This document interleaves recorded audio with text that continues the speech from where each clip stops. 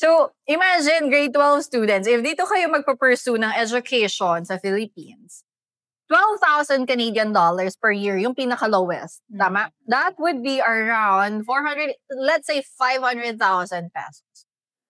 Yung 500,000 pesos nyo na yun, i-compare nyo sa colleges dito sa Philippines, yung mga top talaga. Kasi syempre, prestigious yung school sa Canada. So, dapat i-level nyo siya sa mga top institutions.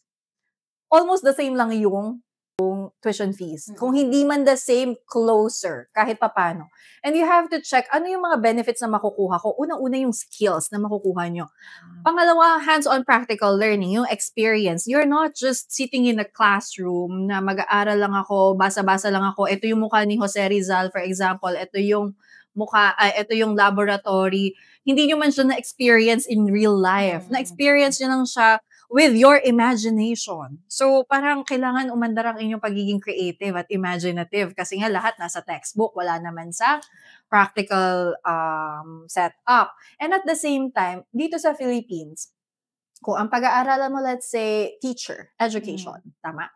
Itinuro sa inyo, nasa textbook, lahat, paano gumawa ng lesson plan, mag-grades ng kinaso-kinaso. Pero, hindi siya tinuturo na parang actual na yung nagtuturo ka. It's more of yung mga extra na paggawa ng grades, paggawa ng lesson plan. Ano ba ang role mo as a teacher? That is to teach, right? And when you study in Canada, that is what they're going to teach you. How to teach, how to nurture, how to educate young kids or kung ano man yung level ng tuturuan mo. And that's something you can get there sa Canada.